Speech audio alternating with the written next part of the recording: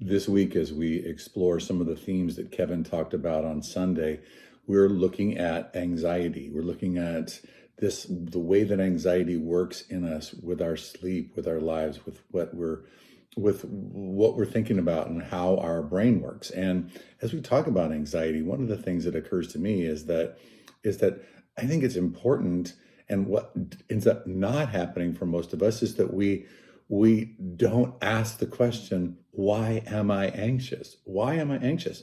I like the way Brene Brown said, just get curious about that. My wife's a therapist, and that's one of the things that therapists typically will help us understand is, why are you anxious? Not I'm anxious, but why am I anxious? What's going on? What's going on inside of me?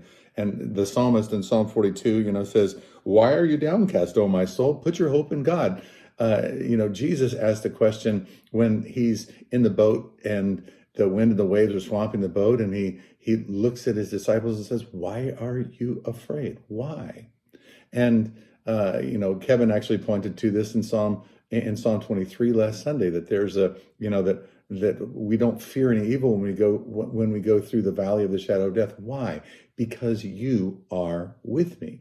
And so I want to just begin asking this question today: why are you anxious? And asking you to ask yourself the question: why am I so anxious?